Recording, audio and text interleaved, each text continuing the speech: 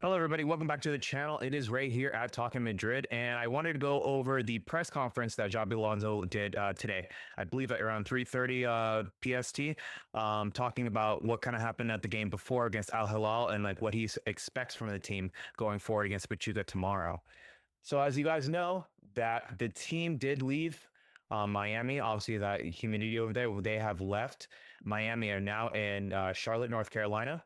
So that's better for them. And then as soon as they landed, pretty much Xabi Alonso had a press conference and had to speak to a lot of the press and a lot of the reporters about what he thought of the game against Al Hilal and what he expects from the team going forward. So I kind of wanted to go over it with you guys. So mind you, this is a translation, so it will not be verbatim. It looks like they paraphrased a few things. And I think I also have some of the tweets that some of the players, I think Chouameni, Courtois, and Arda Güler also spoke to the press. So I have those actually up as well. So after we're done with Xabi Alonso, we'll go to those talking points.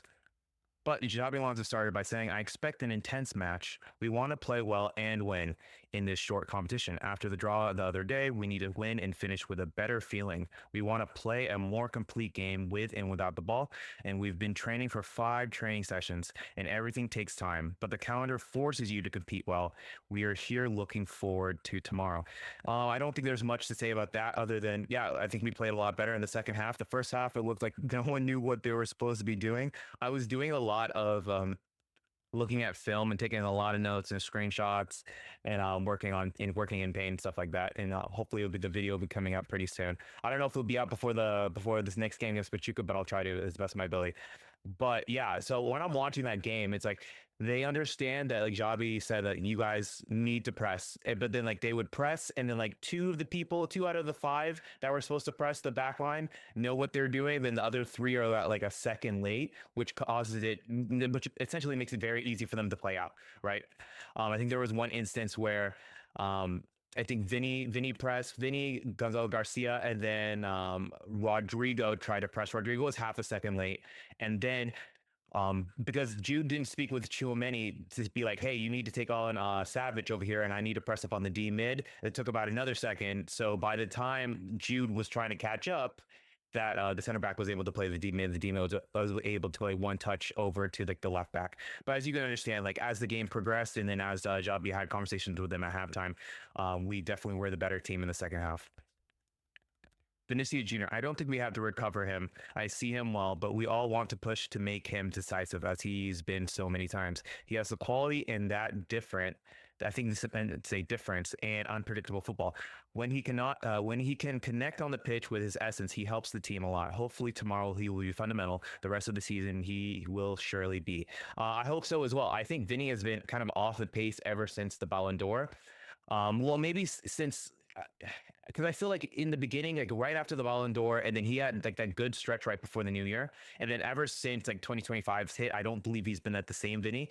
I don't know what that is. I don't know if it's because injury or maybe it could just be fatigue from all the games he's had to play. Because I know a lot of the players play international, whether it's CONMEBOL or whether it was at the Euros, but I don't. Vinny just hasn't been the same. I'm hoping with the factors that he's with a new coach, you get the new coach bounce. Hopefully with the new tactics, actually puts him to a better position. So like not everything is so Vinny centric to where the entire team, the entire opposing team completely understands where we're going to go. It seems like in this new system that Xabi Alonso is trying to implement, he is essentially telling the wide players, both Rodrigo and Vinicius as of right now, to essentially hug the flanks a lot. So by hugging the flanks a lot, at least it makes obviously the fullbacks have to make a decision on whether they're going to press towards Jude, or you see, because you have Jude that's also going to be pushing forward, and I believe it's Valverde is also going to be pushing forward as well many times, because Trent actually is the one inverting, and then that allows Valverde actually to push forward a lot. So the outside backs have to make a decision whether they're going to go to Jude and Valverde, or they're going to stay back with Rodrigo and Vinicius.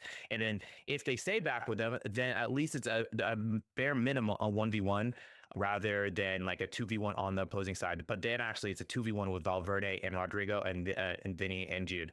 So like I said, I think that Xabi Alonso is really going to be working with Vinicius and try to get him to his best of his abilities at Ballon d'Or Vinny level. And I'm hoping to see that tomorrow, honestly, because we need to win this tournament. The midfield, we can have a dominant midfield. We have to work on it with different profiles. It can be achieved. We will see it over time. I think this is probably the biggest issue, in my opinion, with his current Real Madrid squad. I've been calling it ever since Toni Kroos left that we needed someone to replace that profile. Obviously, because Luka Modric is 40 and he can't start every game. And we can't just be completely beholden to Luka Modric after like the 60th minute. That's when we be able to control the midfield. I definitely think that we need to get a similar profile. I really wanted to get Zubimendi, but it looks like it is 100% confirmed now that he's at Arsenal. Apparently, he's doing his physicals as of today or the yesterday, so that's pretty much done and dusted. Angelo Stiller has been a name that has been kind of floating around for a while. That's someone that I've done extensive research on, whether it be watching his games or looking at a lot of the stats and advanced analytics. And I think he would be a great profile. But with that being said, like, who are you going to take out? Are you going to take out Valverde? Are you going to you can't take out Tchouaméni because Tchouaméni is like essentially our only like pure CDM. Are you going to like who are you going to take out of the line? You can't take out Jude. You're not going to be taking out Vinicius, at least as of right now. Rodrigo might be one of the players that you might be able to take out. But it really looks like Xabi Alonso wants to play in that 4-3. I mean, it's a 4-2-1-3, right? A 4-2-1-3 with with the double pivot. So it looks like he actually wants a target man and two outside wingers or outside forwards. So I don't know exactly how it's going to look, but we definitely need that profile. I would really like Vitinha, but that's never happening. Mbappe, he's better. He came back from hospital 2 days ago. He's recovering day by day. We're more optimistic about getting him back for the match against Salzburg. Yeah, I know hope the best for Mbappe. I know he has gastroenteritis for the past like 3-4 days. I don't expect to see him against Pachuca. I never did, but I was hoping that we could see him by the time against Salzburg. Maybe he probably will have around like two or three practices by then. And I actually think that we probably don't need him for Salzburg. I think that we can actually get by without using him for Salzburg. I say that while we tied Al Hilal like a few days ago, but I believe with the quality of our team and the more practices that we have and being able to really try to implement a lot of what Xabi Alonso is asking, I think as every game goes, we'll get progressively better. So I don't believe that we will need Mbappe until about the quarters and semifinals, honestly. What can Gonzalo contribute? He can contribute what he did the other day. That's why we bet on him. He's a reference striker. He scored a goal and had 3 other chances. It is important to have players with that nose. We had players around us who weren't so much in the box, and Gonzalo did very well. Looking to the future, we'll see. We're focused on this competition.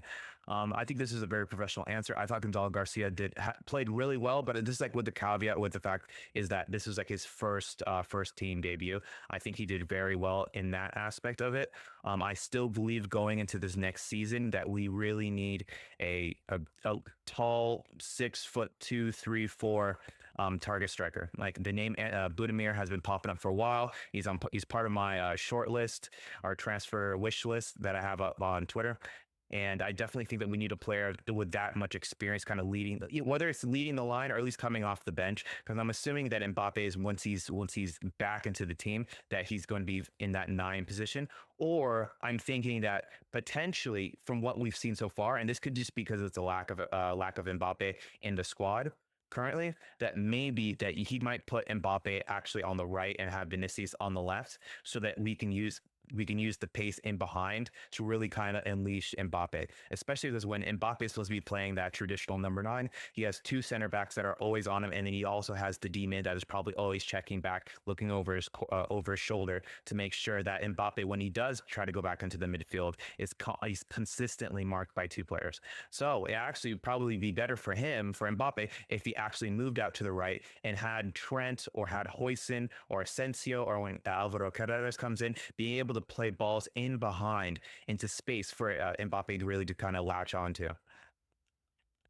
Is there anxiety about playing well? I haven't perceived that. I perceive a desire to improve and to want to participate in the process of doing things differently with new ideas. The shakeups day to day a bit. I know it's ambition, positive, calm. Tomorrow is to compete and play with intensity. I think that's fairly well said. There's really not much I can comment on that.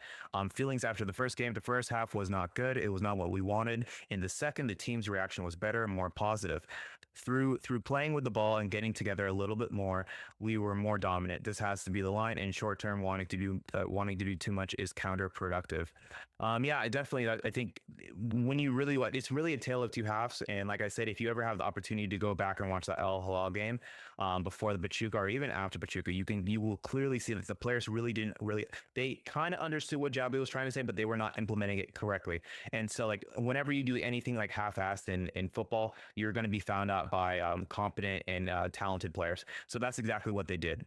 Many times that both the fullbacks were overloading on obviously on the flanks, whether it be on Trent's side or whether it be on Fran Garcia's side, and Rodrigo and Vinicius actually were not tracking them well enough, or telling Valverde or Tchouaméni like, hey, like passing them off, not Tchouaméni, but excuse me, Jude, and passing them off. So many times there was situations where they played through pretty much our incompetent press, and then they would always look for the outlets, which would be always their outside backs, Cancelo or Lodi. And at that time, there was many times where Trent was faced with a 2v1, or Fran was actually in a 3v1 because of Milinkovic-Savic. Every single time they were trying to get out of their press, they would just pretty much hoof it over to the left back, and the Milinkovic-Savic is probably about a good foot taller than Fran Garcia, and is able to essentially chest the ball down and then be able to play. And then essentially, most of the times he would chest the ball down, play it to their center attacking mid, and then next thing you know, it was a 3v3 or a 3v2. With Trent, like I said, is like Trent is already inverting, so he's already out of position, and then you had Lodi, and then you had the left winger completely open on the backside. So there needs to be a lot of tinkering as we continue throughout this tournament, throughout preseason, as the season continues. The players will get better and better and better. They'll understand exactly where they need, and their defensive positioning will be a lot better. Videos as part of preparation. Videos play a fundamental role in these periods of 2 or 3 days between matches. There is a part of training that is on the pitch. Sometimes you can't do too much because they have to recover and it's quite hot, as there are in the hotel in the afternoon. We try to be efficient with images. We use it a lot collectively or individually or by lines. It is dynamic, and that's what we want to do the whole season. I'm hoping that Carlo Ancelotti did this as well, and this is something that's not completely new, but I think that's great. Obviously, like if they're able to do individual, obviously that's a collective. Definitely, like if anyone has played any kind of organized football, or I would say sports at a high level, you guys have done film. You guys all went to like the video room, and like you've done that. And then if you played at really good institutions or at even a higher level, you had assistant coaches kind of going through your individual film to be able to obviously improve on what you're doing. So hopefully this is not something that is new, but if it is new, I'm hoping that this will actually really help the players that need it. And I think currently, every single player probably needs it at this point. But the areas of concern, in my opinion, are definitely that Trent, whatever way that Xabi Alonso wants Trent to attack and defend, it really needs to be clearly defined with the back three. Well, when he inverts, it's going to be the back three of the back line, especially with the midfielders and Rodrigo as well. That is a unit that really needs to work together, especially if Rodrigo is going to be on that right, Trent's going to be inverting, and then Valverde is going to be pushing up. There's huge gaps along that flank. You don't really have the same problem because Fran will go up, but Fran's not inverting. Fran will just probably under or overlap many times, and that's a lot easier to be able to cover that, rather than if someone's actually kind of vacating that space and causing the whole back line to really shift to the right.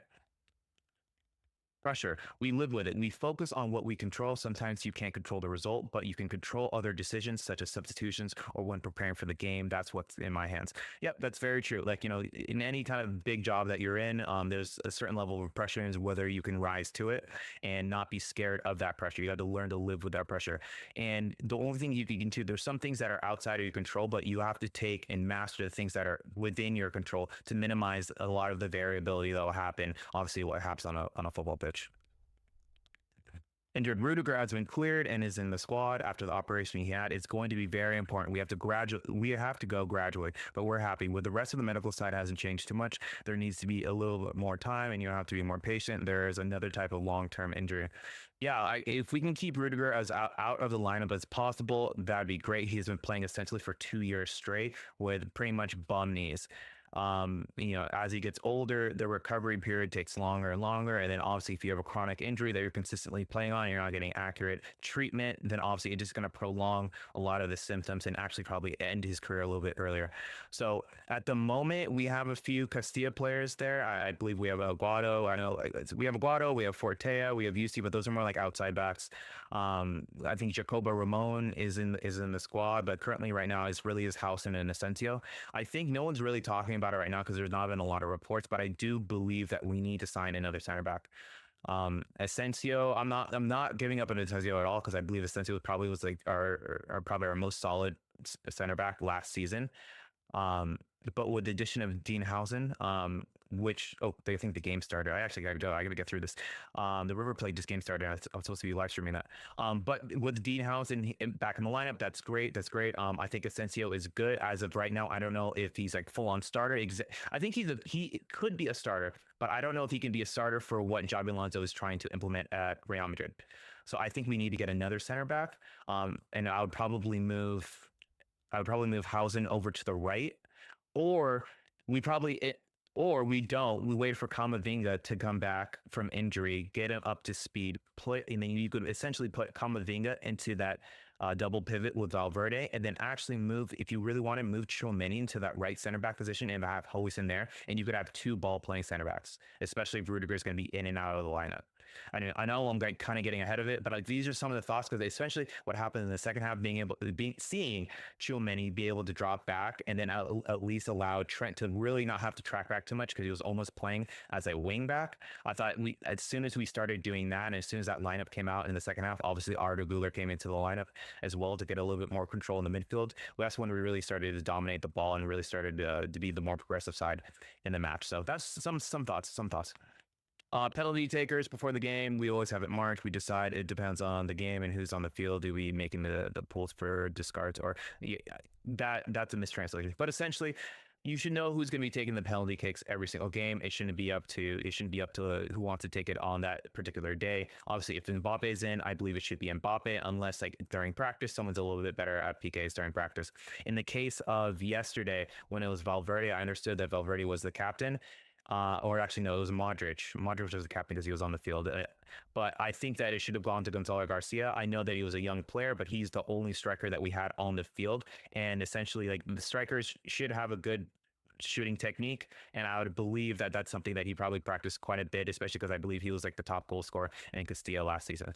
So I definitely think it should have gone to Gonzalo Garcia. Oh gosh, there's a ton. I'm gonna speed through this.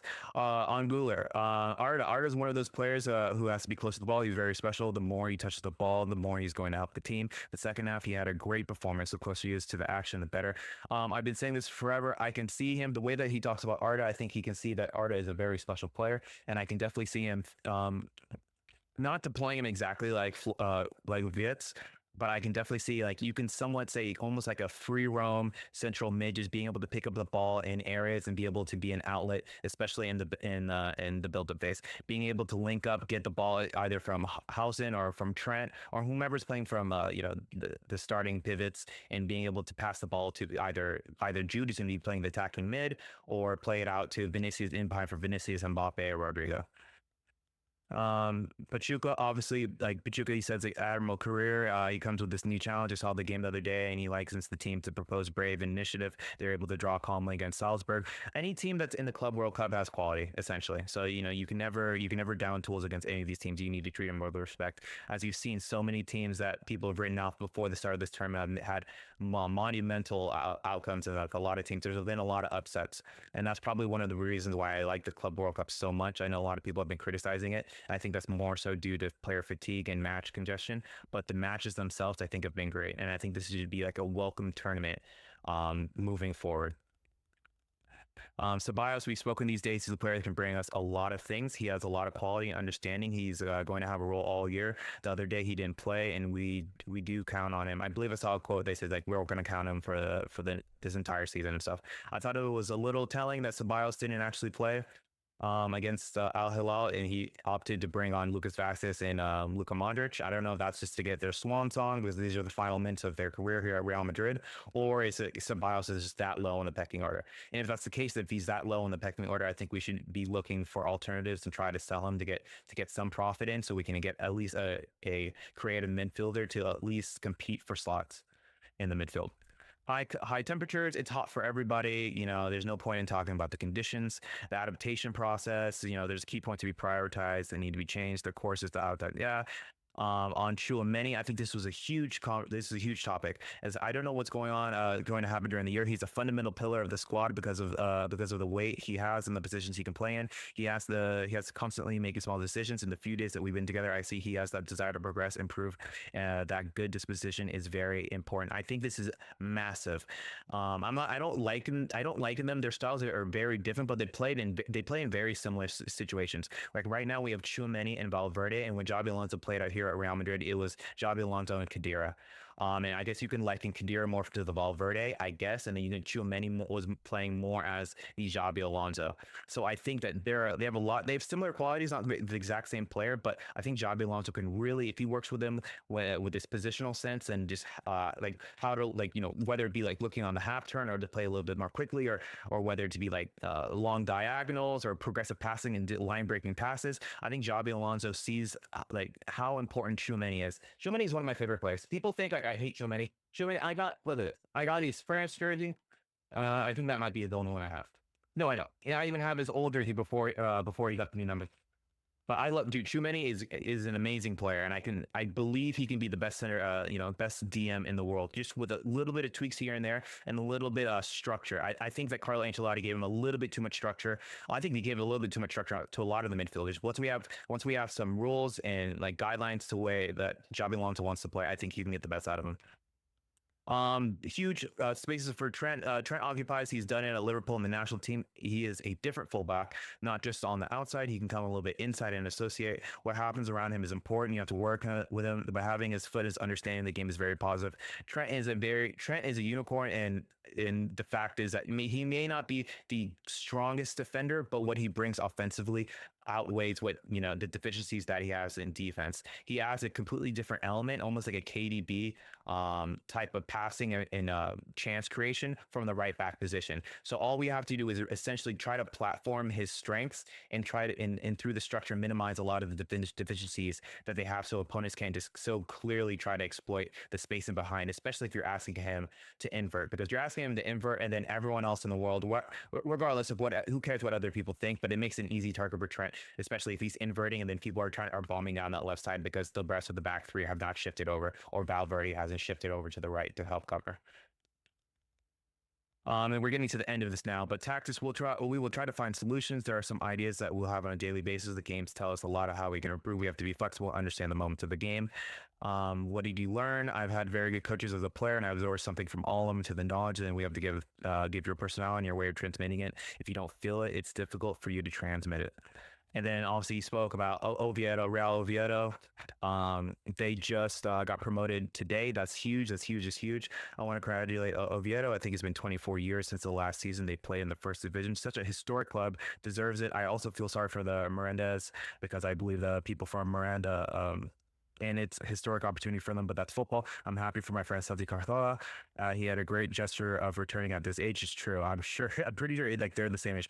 I'm sure he's been very influential in achieving because of the charisma he has and because he's a unique player with impressive quality. So yeah, that was a press conference. It was pretty wordy. I don't even believe that was all of it. I didn't even get to the players, and that has to be another video because it's been about 20 minutes so far. But I think it's good. I think Xabi Alonso is very professional. He says the right things.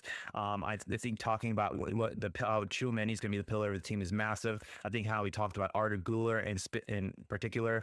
I think he can unlock. Arda Güler had so much. I'm not saying he doesn't have now, but when he came in, he had so much raw talent, and he just had the opportunities for him were just so few and far between by Carlo Ancelotti and his methodology of incorporating younger players. But I do believe that with a new coach, I don't even believe it just happens. It can be, if anyone's ever played sports, when you get a new coach, you get a whole new lease of life. There's no more favorites. There's no more favoritism. No more nepotism. If that happens, it's really just it's a meritocracy. And I do believe that Arda Güler is probably our best at the moment, center attacking mid. It's probably our center mid with the most technical ability. And if you have someone of that quality, that player needs to play on the pitch. And as soon as you saw him enter the pitch, that's when Real Madrid really went on the offensive. So I'm really happy with a lot of comments that Xabi Alonso said. I'm looking forward to the match tomorrow against Pachuca. I believe I'll have to check again whether it's at 12 or at 3. I'm not sure, but I will be streaming that game. Like I will be streaming the game against River Plate. I will have to go. I am 10 minutes late. Thank you guys so much for watching this video. Like, comment, and subscribe if you like these kind of videos. Comment what you really like about it, or what do you think Xabi Alonso is going to do, what formation you think that he's going to be in. And all I can say is, I love Madrid y nada más. Peace.